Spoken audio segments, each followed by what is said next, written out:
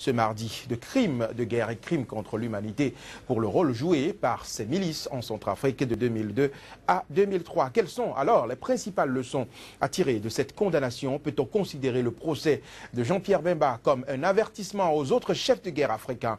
Vous suivrez dans cette émission l'analyse de nos invités. Notre deuxième sujet du jour porte toujours sur la République démocratique du Congo, où le Togolais Idem Kodjo, le médiateur de la Commission de l'Union africaine, est récusé par l'opposition congolaise. Le dialogue politique au pays du président Joseph Kabila est-il dans l'impasse? Cette question sera posée dans un instant à nos invités. Enfin, le Mali sera également au menu de cette émission. Un an après sa signature à Alger, l'application de l'accord pour la paix dans le nord du Mali semble piétiner pour cause les nombreuses attaques mortelles toujours enregistrées dans ce pays. Quel bilan peut-on faire de la mise en œuvre de cet accord un an après sa signature? C'est le troisième débat dans cette émission. Mais avant de lancer les hostilités avec mes deux invités sur ce plateau, madame, monsieur, je vous propose de suivre ici le point de l'actualité sur le continent africain. C'est le flash d'information. En Libye, au moins 34 membres des forces pro-gouvernementales ont été tués mardi dans des combats féroces avec les djihadistes du groupe État islamique dans le centre de leur fief de Sirte. Il s'agit de la journée la plus sanglante pour les forces du gouvernement d'union nationale depuis le début, le 12 mai, de leur offensive pour reprendre la ville de Sirte aux djihadistes.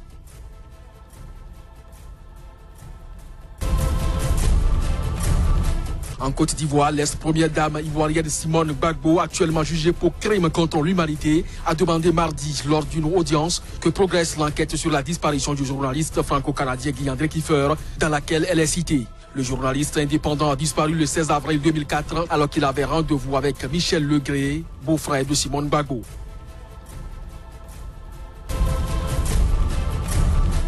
Démarrage des opérations militaires de la force multinationale contre le groupe djihadiste Boko Haram à la frontière Niger-Nigeria ce mardi. Selon le général de brigade en charge de la stratégie, des troupes du Tchad et du Nigeria seraient impliquées dans cette opération secrète qui a commencé il y a une semaine. Rappelons que le Tchad a perdu un contingent de 26 soldats dans une attaque à Bosso, dans le sud du Niger. Le plateau de votre émission Angle de vue de ce jour reçoit pour vous deux invités. D'abord, j'ai Juste Kodjo qui est à ma gauche. Il est politologue. Il est également spécialiste des relations internationales. Juste Kodjo, bonjour et bienvenue sur le plateau de SICA. Bonjour, monsieur Afwadi. J'ai également sur ce plateau notre consultant maison, Maître Alain Orunla. Il est avocat au barreau de Cotonou. Maître Alain Orunla, bienvenue sur votre plateau et dans ce débat. Merci, bonjour Joël, bonjour monsieur Juste. Bonjour monsieur Orunla. Madame, monsieur, ainsi se présente donc le décor pour le débat de ce jour que je lance après cette virgule.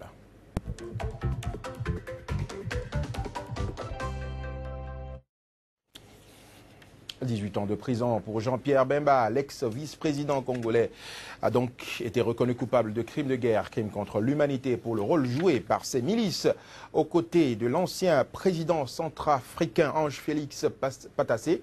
C'était de 2002 à 2003. Un verdict diversement apprécié à Kinshasa. Maître Alain Orunla, 18 ans de prison. Est-ce que vous ne trouvez pas la peine un peu dure pour l'ex-vice-président congolais? La peine est toujours dure, mais elle ne l'est pas à l'égard de ce qui a été requis. Pas moins de 25 ans d'emprisonnement. 30 ans qui était demandé, je pense. Pas moins de 25 ans, avait dit le procureur. La peine n'est pas lourde au regard de ce qui était encouru. On aurait pu aller à la réclusion à perpétuité, compte tenu de la gravité des crimes reprochés à M. Jean-Pierre Bemba, à savoir les crimes les plus odieux, crimes de guerre, crimes contre l'humanité. Donc je pense que la condamnation à une peine d'emprisonnement de 18 ans reste quelque chose de raisonnable, reste quelque chose de modéré. Au-delà de cette peine, il faut saluer la tenue du procès et les éléments sur lesquels la Cour a pu fonder le verdict de culpabilité, à savoir qu'il y avait un grand risque, parce que ce qui a été sanctionné, c'est presque une responsabilité pénale du fait d'autrui. Et la Cour a subtilement démontré qu'il ne s'agissait pas de gens ayant agi de manière isolée, indépendante, mais qu'il s'agissait d'une planification de ces crimes comme armes de guerre, crimes de viol, etc. Et que Jean-Pierre Bemba restait le commandant, exécuteur oui, mais un commandant et instructeur. À l'extérieur, il n'a pas suivi ses troupes justement en Centrafrique. Et il a même été appelé officiellement par Ange Félix Passassé pour assistance dans le cadre d'une tentative de destitution. Normalement, il devait être décoré. Il n'a pas été jugé. Il n'avait pas le condamné. Il n'a pas été jugé pour avoir prêté assistance. Une assistance d'ailleurs nauséabonde. Vous savez qu'en temps de guerre, tout est, je ne vais pas dire tout est autorisé, mais tout arrive. C'est justement ce qu'on appelle une moralisation de la guerre, des armes de guerre. Est-ce qu'on peut moraliser quand on va en guerre, la guerre, on peut pas moraliser on la essaye guerre. quand même de moraliser, à savoir que la guerre, c'est des affrontements entre troupes armées. Lorsque une troupe étrangère, on va dire qu'on peut même qualifier de mercenaire, arrive sur un territoire et s'en prend systématiquement aux populations civiles sous prétexte qu'elles seraient rebelles à un régime, qu'on se serve du viol, des armes non conventionnelles pour terroriser la population, c'est tout à fait normal. Mais il déclare que cette troupe n'était plus sous son commandement. Alors, il n'était plus là. Lui, il était en RDC pendant que les autres intervenaient. C'est le système de défense adopté par Jean-Pierre Bemba, d'ailleurs, assez maladroitement, puisque de la même manière que l'on prétend avoir réprimandé ces éléments un peu désordonnés, l'on niait avoir le contrôle, ce qui est contradictoire. Mais ce qui a été jugé, c'est la démonstration du rôle et du commandement que Jean-Pierre Bemba exerçait. D'abord, on lui reproche premièrement d'avoir envoyé des troupes, d'avoir nommé les commandants de ces contingents. On a démontré que ces commandants recevaient directement des instructions de Jean-Pierre Bemba qui suivait régulièrement, qui suivait régulièrement, il y a une chronologie dans les éléments d'établissement de la culpabilité. Donc ces éléments sont cumulés, ils sont cumulatifs. Donc il donnait des instructions, il était informé des choses et on lui reproche de ne pas avoir, entre guillemets, maîtrisé ses troupes ou de ne pas avoir tenté de les dissuader. Mais qu'est-ce qu'il peut faire dans ces conditions? On parle de miliciens. Vous savez que ce n'est pas une armée régulière, ce ne sont pas des gens formés. Ce sont, entre griffes, des gens qui sont livrés à eux-mêmes. Qu'est-ce qu'il peut faire dans ces conditions? Il a été démontré que ces gens n'étaient pas livrés à eux-mêmes. Il a même été établi que les armes utilisées et que la Cour pénale vient de sanctionner ont été planifiées. C'est-à-dire que c'est les méthodes habituelles de ces troupes. Autrement dit, lorsque l'on est chef de guerre, l'on est seigneur de guerre, tout n'est plus permis. Et je crois que cette tentative avait déjà été découragée par les Nations Unies, où on a plus ou moins réglementé la manière de tuer, c'est-à-dire la manière de faire la guerre. C'est-à-dire il y a des manières soi-disant propres. Il faut respecter les prisonniers de guerre. Et là, c'est aux populations civiles qu'on s'en prend. Et je pense que ce procès, effectivement, était à quitte ou double, où Jean-Pierre Bemba pouvait être acquitté parce que son rôle paraissait indirect, puisqu'il était à Kinshasa. Le contour de son rôle n'était pas clair. Et c'est là le précédent qui a été posé. On ne s'est pas contenté de dire c'est vous qui avez envoyé les troupes.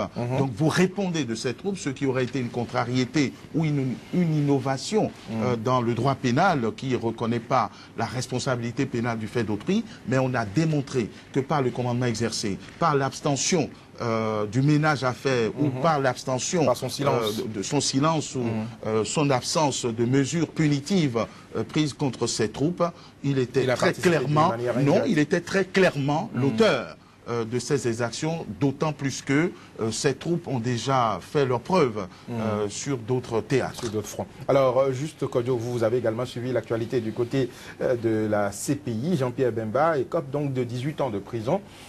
À votre avis, est-ce que la CPI a voulu frapper pour donner un avertissement aux autres chefs de guerre sur le continent africain?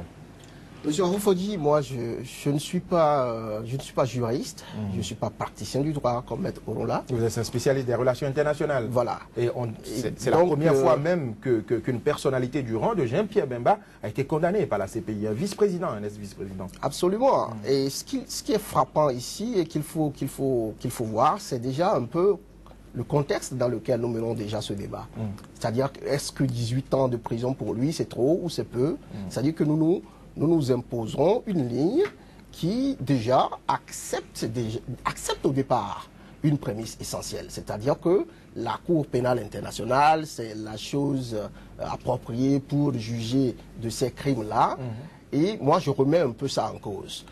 Je vais développer un peu plus tard, mais en acceptant même cette prémisse, c'est-à-dire que on a besoin d'une cour, qu'on aurait besoin d'une cour pénale internationale pour juger des crimes du genre, il faut se demander si la cour se focalise essentiellement autour des individus, autour des actes ou des événements qui ont eu lieu. En jugeant tel que le procès s'est déroulé, on a l'impression que c'est beaucoup plus l'individu. Donc vous pensez que c'est Jean-Pierre Bemba qui a été jugé? C'est sa personne qui est en jeu, c'est du moins l'impression qui se dégage du processus. Autrement, on aurait pu assister en fait à un procès qui fasse un peu la lumière, ou qui cherche à faire la lumière sur tout ce qui s'est passé. Qui aurait pu s'étendre même vers les autres acteurs. Voilà, exactement. Parce que là, aujourd'hui, il est le seul à répondre de tout ce qui s'est passé en RDC. Exactement. Donc, vous comprenez que quand c'est comme ça, moi j'ai du mal à me prononcer si, oui ou non, 18 ans c'est peu ou c'est beaucoup, parce que moi je m'attends à voir d'autres choses. Je m'attends à voir un contexte un peu plus large. Donc vous pensez dans ces conditions que la CPI n'a pas vraiment fait son travail?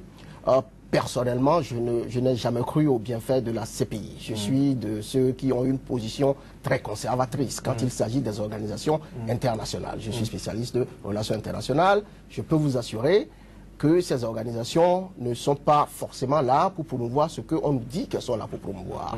Alors, par rapport à ça, il faut se demander comment se fait-il que un individu, un vice-président, si vous voulez, ou du côté du Congo, se retrouve à envoyer des hommes qui lui appartiendraient du côté de la Centrafrique pour aider un gouvernement démocratiquement élu. C'est sur appel de Ange-Félix Patassé. Voilà. Et donc, ce qu'il faut se demander aussi ensuite, c'est, alors quand les troupes passent du côté de la Centrafrique, pour qui connaît un peu les opérations militaires, quand vous allez en renfort à des troupes, le commandement opérationnel est toujours du domaine de celui qui a demandé le renfort. Celui qui vous a envoyé peut se charger de la logistique, d'un certain nombre de choses. Donc, il y a forcément une certaine responsabilité du point de vue opérationnel qui relève du domaine du gouvernement centrafricain d'alors, qu'on n'a pas réussi à établir aujourd'hui.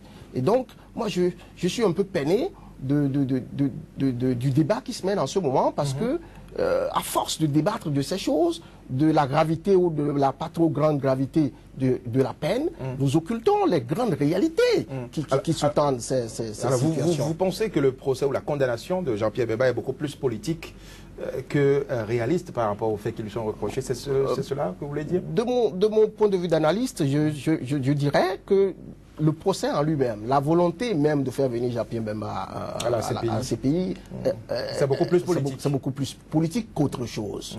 Donc vous voyez donc des mains cachées derrière ce procès. Alors il faut se demander, quand on regarde beaucoup de facteurs ou de faits, comme je dis, Jean-Pierre Bemba, il était vice-président de Kabila, un de ses grands... Un élément dérangeant parce qu'il a été son rival à l'élection présidentielle. Donc, voilà. Il a les milices, donc c'est un élément dérangeant. Il soutient un gouvernement qui a fini par partir du côté de la Centrafrique et qui se déplace à un autre gouvernement épaulé par, nous savons tous, d'autres acteurs étrangers. Alors, donc, il faut pouvoir lire ces incidents-là dans ce contexte géostratégique-là. Et à force d'occulter donc ces réalités géostratégiques, j'ai l'impression que nous donnons... On a du mal à percevoir tous les contours de ce dossier. Oui, non seulement on a du mal, mais nous encourageons ces événements en fait. Implicitement, et sans le savoir, nous encourageons l'émergence de tels événements parce que ceux qui sont les vrais instigateurs savent que quand ils vont survenir, nous débattrons seulement des aspects superficiels que nous ne chercherons jamais à voir en profondeur. Et donc il faut que nous-mêmes déjà, dans nos débats, dans les questions que nous posons et que nous nous posons, il faut aller en profondeur. Nous puissions aller un peu en profondeur. Alors, je m'en vais vous demander, est-ce que la condamnation de Jean-Pierre Bemba ne risque-t-elle pas de décourager toutes les armées régulières ou organisations qui viennent intervenir dans un cadre légal? Prenons l'exemple des casques bleus. Est-ce que la CPI aura à poursuivre un jour Ban Ki-moon pour les cas de viol et torture commis par certains casques bleus au Mali, en Centrafrique et autres? On a également le Tchad qui est intervenu en Centrafrique. Est-ce que la CPI va se saisir de ce dossier un jour?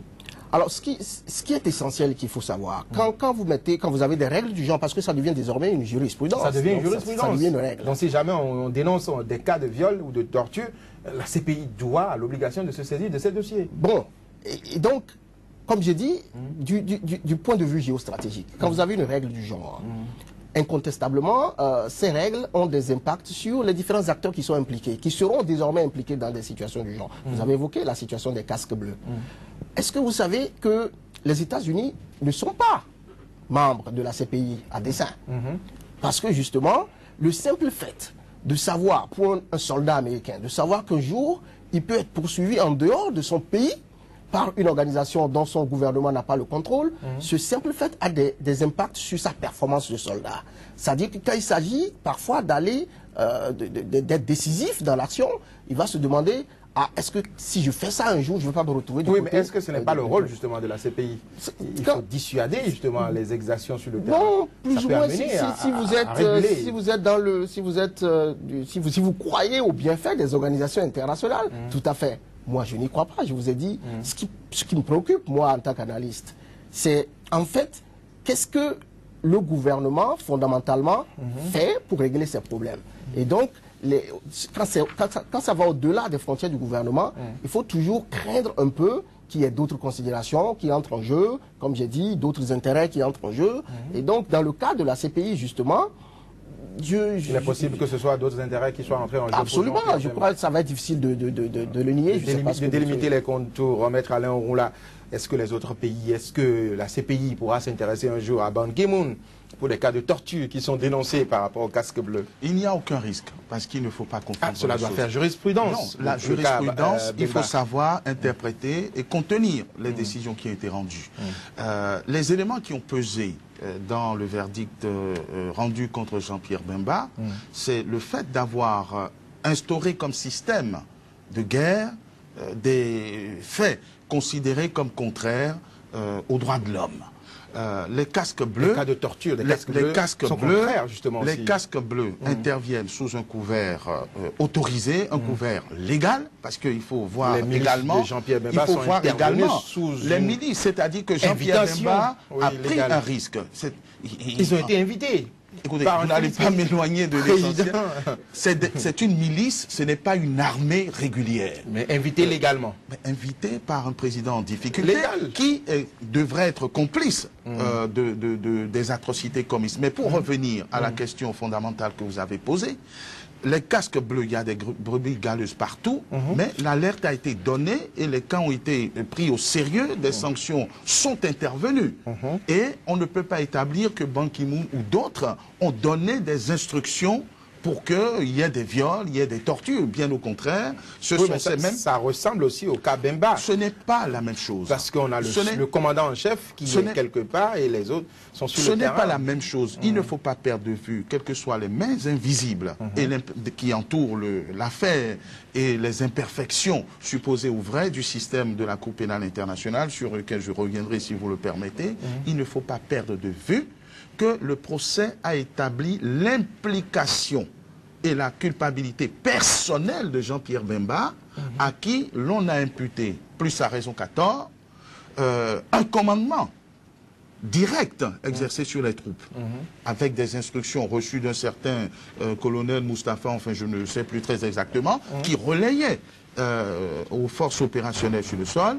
On lui a reproché d'avoir envoyé une milice dont on connaissait les antécédents et qui a instauré, ouais, la guerre, on vient, on tue des militaires ou on tue des gens en armes. Le fait d'aller systématiquement contre la population civile, c'est déjà une infraction. Le fait de s'adonner à une pratique systématique de viol d'enfants, d'hommes, et de les tuer par la suite, ce n'est pas ça la guerre. Oui, mais est-ce que vous pensez que si Ange-Félix Patassé n'avait pas été renversé, Jean-Pierre Bemba serait allé à la CPI? Mais écoutez, c'est parce que Bolivie a gagné en Centrafrique, que cela a facilité. Avec des si, on referait le monde toujours. Mais le droit et la justice prennent en compte les faits, ce qui s'est passé. La CPI ne s'est pas saisie d'elle-même, elle ne s'est pas auto-saisie, elle a été saisie sur une plainte de l'État centrafricain.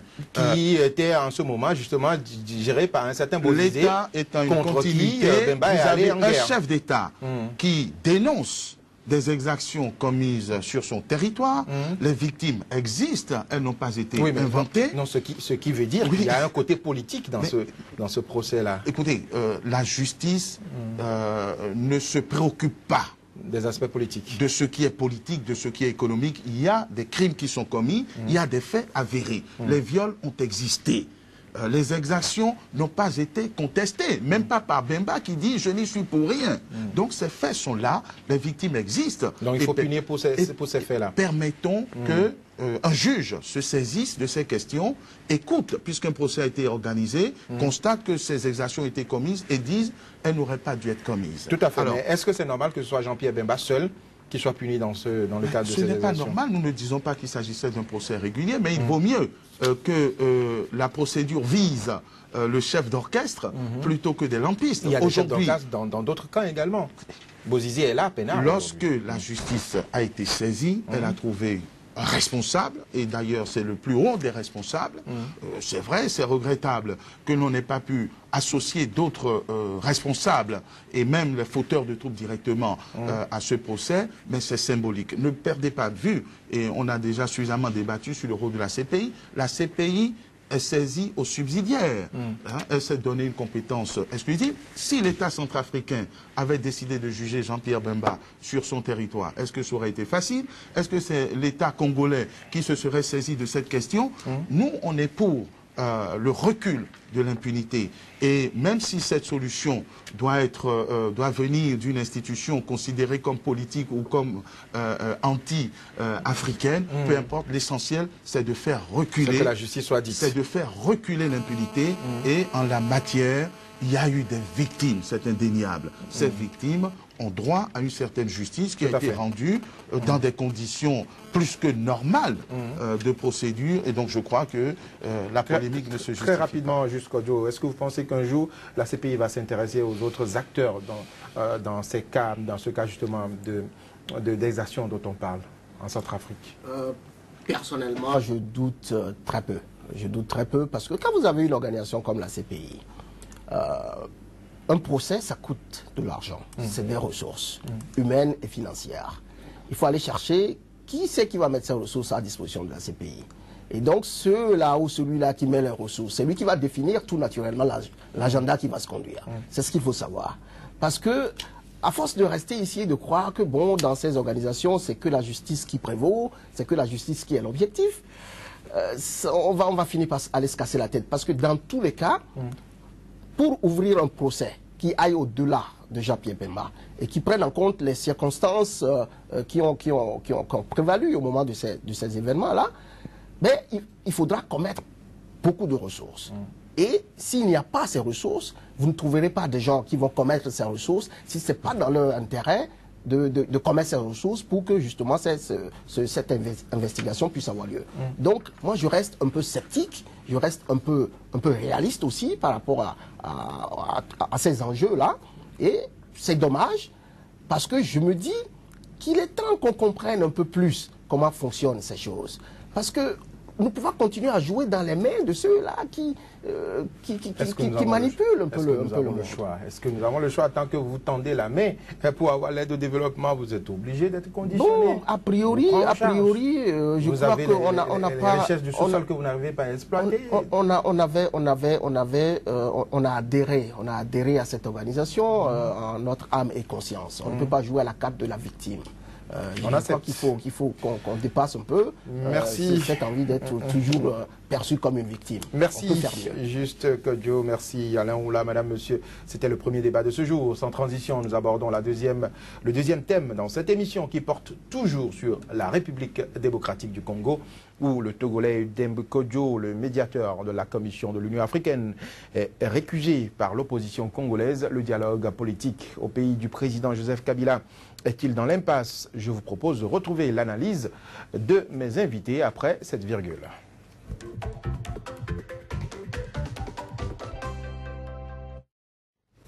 Juste Kodjo, comme par hasard, vous portez le même nom de famille que le médiateur togolais dans cette crise congolaise au regard donc des derniers développements, notamment la rencontre entre les opposants congolais et le médiateur Demba Kodjo. C'était le 17 juin dernier à Bruxelles où ce dernier a été recusé. Est-ce qu'on peut dire que le dialogue congolais est aujourd'hui dans l'impasse? D'abord, il faut que je souligne, hein, nous ne sommes pas parents. Vous n'êtes pas parents, oui. Nous ne sommes pas Vous, parents. votre Kodjo s'écrit avec C, et lui c'est avec K. C'est certainement un frère de l'autre côté, mais nous ne sommes pas parents. Alors, je crois, je reste un peu dans la dynamique que vous savez désormais. Le dialogue politique, c'est d'abord la volonté des acteurs qui sont impliqués. Et les acteurs qui sont impliqués, qui sont actuellement impliqués, que nous voyons, c'est Kabila et puis certains opposants. Ça, c'est ceux que nous voyons. Nous ne savons pas exactement qui sont les autres acteurs aussi qui sont impliqués. Donc, pour qu'il y ait dialogue véritablement, il faut qu'il y ait quelque part une réconciliation des intérêts de ces différents acteurs. Et je ne suis pas spécialiste de la RDC, mais ce n'est pas difficile de savoir qu'au-delà des acteurs que nous voyons là, il y a d'autres acteurs qui sont en jeu. Et donc, tant qu'il n'y aura pas quelque part une conformité au niveau de leurs intérêts, tant au Kabila et ces gens ne réussiraient pas à trouver peut avoir une conformité. solution. Voilà un monsieur qui a fini son mandat qui dit tant qu'il n'y a pas d'élection, il ne peut pas partir, la Cour constitutionnelle a validé. Les opposants qui disent il faut respecter la résolution 2277. Les intérêts ne sont pas les mêmes. C'est la conquête du pouvoir. Chacun veut conquérir le pouvoir. Chacun veut conquérir le pouvoir, sauf que si Kabila décide de jouer ce jeu, il a certainement reçu des garanties quelque part. Vous le pensez? Ah ben absolument. Absolument. D'où par exemple? Vous pensez qu'il est soutenu par des puissances? Dites les choses clairement. Ben forcément. Le Congo, voici ce qu'il ne faut pas oublier. Le Congo est un enjeu mondial. J'ai écrit un article d'histoire sur la période d'indépendance. Le Congo, que j'ai examiné, la crise au Congo a commencé 5 jours seulement après l'indépendance. Parce que justement, le Congo a été, est et sera toujours un enjeu stratégique mondial. Et quand vous avez un contexte comme ça, vous avez une pléthore d'acteurs qui sont intéressés. Et les acteurs, les intérêts de ces acteurs sont aussi divergents que le nombre de ces acteurs. Donc, je dis, il faut s'attendre à ce qu'il y ait toujours des difficultés au niveau de ce pays-là. Il y a toujours des tensions dans ce pays. Oui, ça ne va pas arrêter de sitôt. Maître Alain Onroula, alors l'opposition qui récuse le médiateur Edem Kodjo, est-ce qu'on peut dire aujourd'hui que nous sommes dans l'impasse pour le dialogue politique? Je pense que c'est un service qui a été rendu à Edem Kodjo, dont la mission était impossible. Et il a lui-même reconnu d'entrée de jeu que c'est un dialogue qui va être très difficile. Et l'opposition qui tente de s'organiser enfin et en définitive a essayé de lui trouver une porte de sortie honorable, puisque cette opposition a, de mon point de vue, à juste titre, suggéré que si dialogue il devait y avoir, que ça se fasse sous l'égide de la communauté internationale, OIF, Nations Unies, États-Unis, Union européenne. Au-delà de ça, mais de quel dialogue il s'agit? De quel dialogue peut-il s'agir? Pour Kabila, le dialogue commence à partir de son maintien au pouvoir, quel que soit ce qui devra se passer. Pour l'opposition, si elle était responsable, il ne peut pas y avoir de dialogue avec maintien de Kabila. Donc c'est un dialogue de sourds.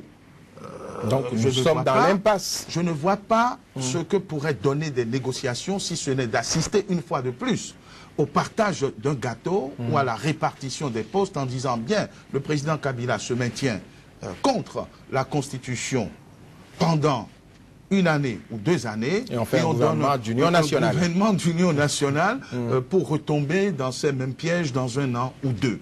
Je crois que le dialogue que nous considérons en Afrique comme toujours nécessaire, parce que si vous dites autre chose contre le dialogue, on dit que vous êtes belliqueux, que vous avez des tendances extrémistes.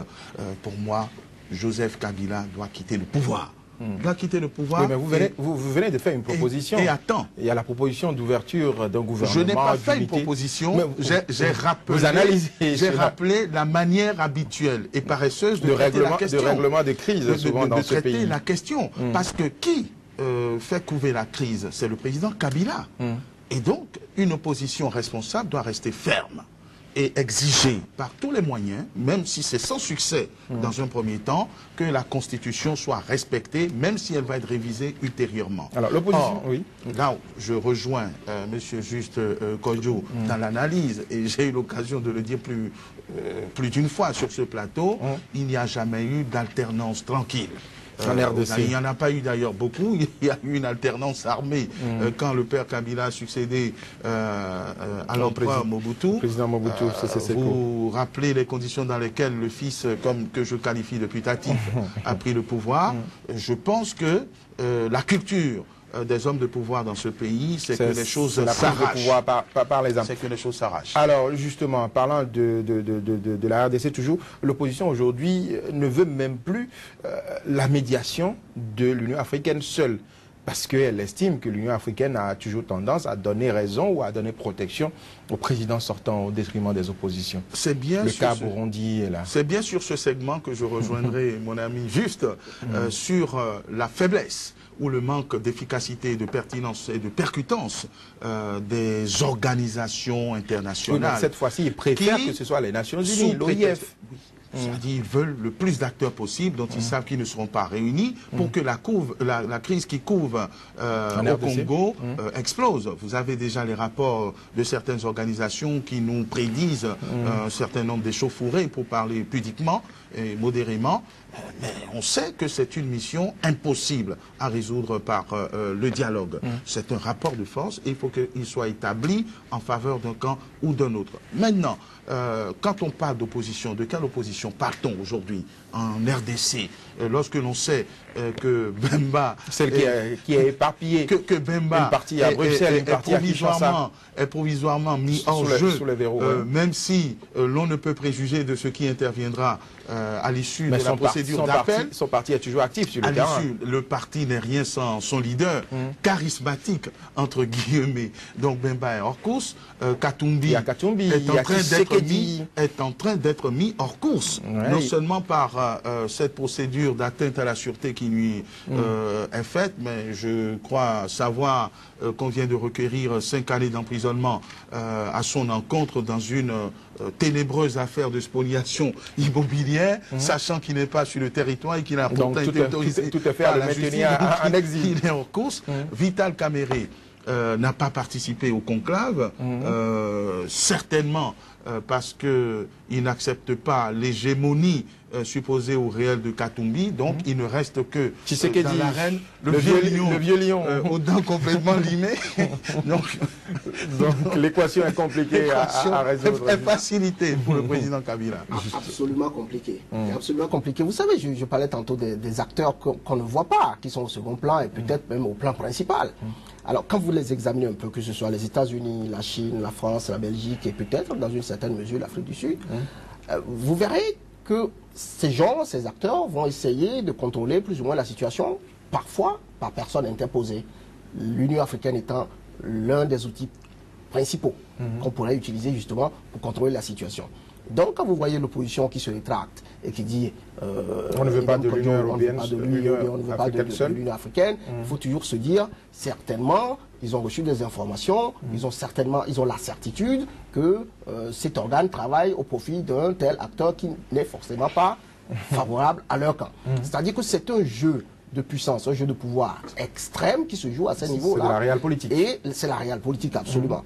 Et donc, si Kabila a pu régner 2 mandats durant sans être inquiété, c'est sûr que quelque part, il a donné des garanties, il a donné satisfaction à certains acteurs qui peut-être, au regard de ses prestations, veulent bien aussi trouver une formule pour lui prolonger le mandat à la tête du pays. Bon, voilà. Donc, il faut, au finish, comment je me dis, au finish, c'est celui qui va réussir à rassurer le maximum d'acteurs qui va finir par régner en RDC. Si Katumbi trouve les moyens de rassurer au-delà de ses supporters immédiats, d'autres acteurs, la transition va se faire. Pour l'instant, il est contraint à l'exil. Pour l'instant, je crois que Kabila est en train de mener la danse.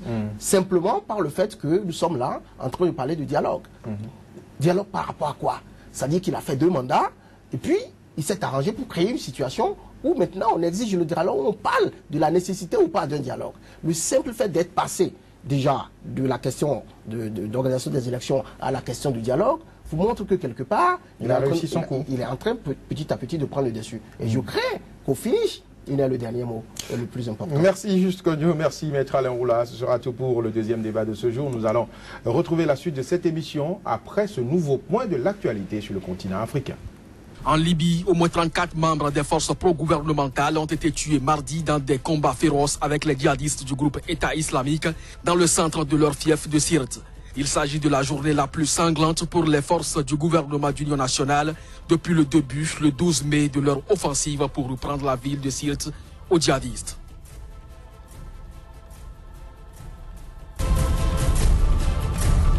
En Côte d'Ivoire, l'ex-première dame ivoirienne Simone Gbagbo, actuellement jugée pour crime contre l'humanité, a demandé mardi, lors d'une audience, que progresse l'enquête sur la disparition du journaliste franco-canadien Guy-André Kiefer, dans laquelle elle est citée. Le journaliste indépendant a disparu le 16 avril 2004 alors qu'il avait rendez-vous avec Michel Legré, beau-frère de Simone Gbagbo.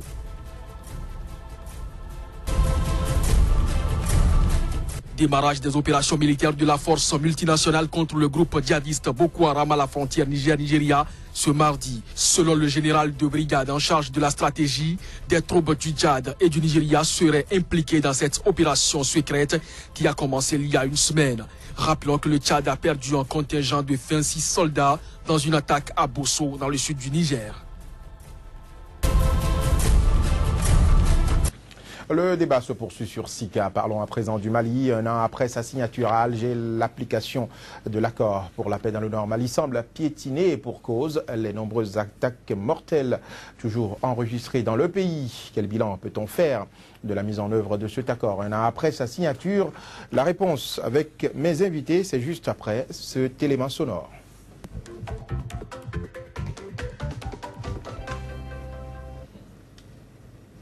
Le débat se poursuit avec l'avocat Alain Roula et le politologue spécialiste en relations internationales Juste Kodjo. Maître Alain Roula, un an après sa signature à Alger, à grand renfort de publicité, l'accord de paix dans le Nord Mali semble piétiner. Aujourd'hui, on enregistre encore beaucoup de morts, surtout dans le rang des casques bleus, des militaires réguliers de l'armée malienne.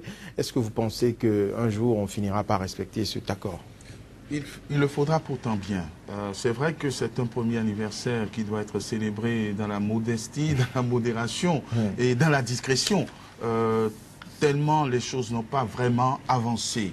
Et vous savez que ce n'est que récemment, c'est-à-dire cette semaine même ou la semaine dernière, que le président Keïta a nommé son haut conseiller, son haut représentant au sein de la coordination ou du comité d'application, d'exécution de cet accord, ce qui veut dire que pendant un an, on a dormi.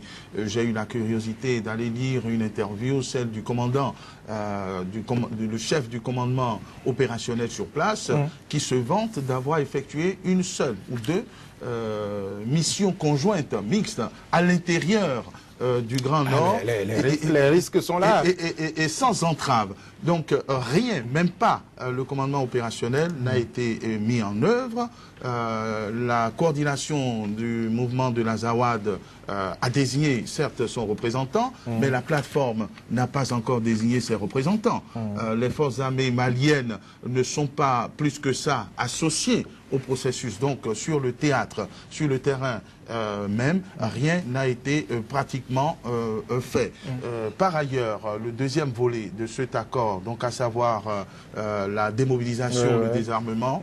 Le DDR, désarmement, démobilisation et réinsertion. Il semblerait que ce soit seulement maintenant que l'un des protagonistes ait envoyé une liste, d'ailleurs incomplète, des soldats à mobiliser ou à contingenter. Pourquoi il y a apparemment cette mauvaise volonté, ce piétinement on dirait que les différents protagonistes ne veulent pas vraiment concrétiser cet accord. Je ne suis pas sûr que les protagonistes, à l'exception de la plateforme, entre-temps pro-gouvernementale et qui aujourd'hui s'affranchit, je ne pense pas que les autres forces ne veuillent pas qu'on aille vers la paix, puisque les plus grands rebelles ont quand même permis une légère avancée. Mais je crois que la difficulté se présente au niveau de la coordination, et à ce niveau, c'est à Alger qu'il faut poser les vraies questions.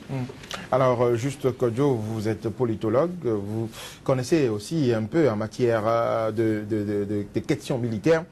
Aujourd'hui, il se pose un problème de confiance, on dirait, entre le gouvernement et les différents protagonistes dans la mise en application de l'accord de paix dans le Nord Mali. Comment est-ce qu'on peut expliquer cette crise de confiance? On n'a pas encore le DDR, le désarmement démobilisation et réinsertion, l'accord de paix, son application piétine. Qu'est-ce qui se passe concrètement à votre avis? Alors, avant d'arriver au fond de la question, je vais rapidement aborder la question des DR. Quand vous avez des acteurs un peu comme les gens du MNLA, le FNLA et tout le reste, qu'est-ce qui fait le pouvoir? C'est ça, c'est les armes. C'est parce qu'ils ont les armes, justement, qui peuvent entrer en négociation. C'est parce qu'ils ont les armes qui peuvent faire des demandes et contraindre le gouvernement. Alors, quand vous espérez qu'un an seulement après l'accord, qu'ils vont déposer les armes, je crois que ce serait... C'est trop peu. Ce serait naïf, tout simplement. Ils ne sont pas aussi naïfs. Ils savent que le jour où ils déposent les armes, ils sont vulnérables. Mais ils sont vulnérables, ils perdent le pouvoir qu'ils ont, le pouvoir de négociation. Et donc, de façon réaliste, il faut s'attendre à ce que ça piétine à ce niveau-là, jusqu'à ce qu'ils aient satisfaction sur la plupart de leurs demandes. Oui, mais est-ce qu'ils pourront avoir satisfaction tout en ayant des armes en main? Le gouvernement ne va aussi pas céder, tout en sachant qu'ils ont des armes encore. Voilà, parce que moi je vous décris la réalité telle qu'elle se produit généralement. Et la réalité telle qu'elle se produit généralement, c'est que les négociations que nous voyons ne sont pas forcément ce qui est dans la réalité. Il y a des choses qui se passent justement dans les coulisses et c'est ça le plus important. Parce que quand vous regardez l'accord de paix, c'est essentiellement les demandes des mouvements armés du Nord. Un peu, on va faire l'intégration dans les forces armées, on va construire plus d'écoles, on va faire ci, on va faire ça. Mais est-ce que c'est ça fondamentalement qui a motivé la crise au Mali? C'est ce qu'il faut se demander. Qu'est-ce qui a motivé? Si ce n'est pas ça, ben ça veut dire qu'on a réglé le problème ailleurs. Mais ce qui a motivé, à mon avis, après mes recherches, le Mali, c'est aussi un cas un peu complexe. Il faut repartir un peu à la base, voir un peu tous les acteurs qui sont impliqués. Vous savez, j'adore parler des acteurs. Premier plan, vous avez la France et l'Algérie. Tout premier plan. Alors, au-delà de ces deux, vous aurez d'autres acteurs, les États-Unis, que ce soit certains acteurs du Moyen-Orient, la Mauritanie d'un côté, mais principalement la France et l'Algérie.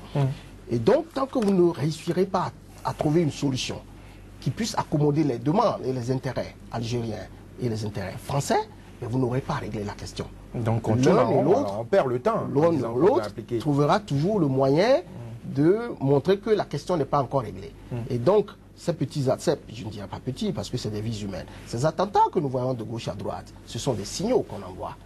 Parce que le problème n'est pas encore réglé, on est en train de travailler ailleurs. Alors donc que le si vrai problème nous sommes est toujours ici là. à voir seulement les accords qu'on nous a présentés là, comme les seuls accords, on se trompe. On se trompe. Le vrai problème est ailleurs. Vrai problème est Certains ailleurs. parlent même du pétrole qui serait dans le désert et qui... Alors, si vous voulez, on peut aborder un peu la question très rapidement, d'un parce point que de nous vue sommes à la fin de cette stratégique. émission. Alors, vous voyez le Nord Mali. La situation a commencé comment? Un coup d'État à la veille des élections présidentielles où ATT n'était plus candidat. Mais dans quel monde fait-on un coup d'État à un mois des élections où le président qui est assis n'est plus candidat? Mais où le président aussi fait tout pour rester indirectement. Il ne veut pas organiser les élections. Pas vraiment démontré. Mais dans tous les cas, ce qui était clair, c'est que les acteurs qui ont participé au coup d'État avaient certainement des informations que l'issue des élections irait dans un sens qui n'arrangeait pas un certain environnement.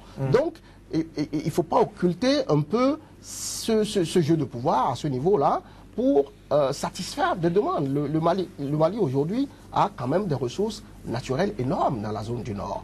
Et donc, quand vous regardez un peu, je prends le cas de l'uranium, par exemple. C'est une société française qui exploite l'uranium au Niger et en Mauritanie, donc à l'ouest et à l'est. Et puis, le ATT décide de donner l'exploitation de cet uranium à quelqu'un d'autre. Donc, si vous exploitez l'uranium à l'est et à l'ouest d'une zone où il y a l'uranium et vous perdez ce contrat, vous ferez tout pour le récupérer. Alors, c'est de petits exemples de ce genre-là qui définissent ce qui se passe au Mali aujourd'hui. Et donc, il ne faut pas occulter ces réalités géostratégiques. C'est juste ça pour va dire piétiner jusqu'au moment où ces deux acteurs principaux trouvent leur intérêt ou leur part. Ce qui n'est pas et pour après, demain. les autres vont s'aligner. Ce qui n'est pas pour demain, c'est pour dire également que les guerres en Afrique sont souvent motivées par les ressources du sous-sol africain et vivement que les Africains eux-mêmes prennent conscience de l'importance de ces ressources et que ces ressources soient réellement utilisées pour le développement des pays africains, pour la jeunesse, pour que la jeunesse puisse trouver de l'emploi. Merci de nous avoir suivis, madame, monsieur. C'était Angle de vue sur SICA. Très bonne suite de programme sur cette télé, la seule qui vous présente le vrai visage de l'actualité sur le continent africain.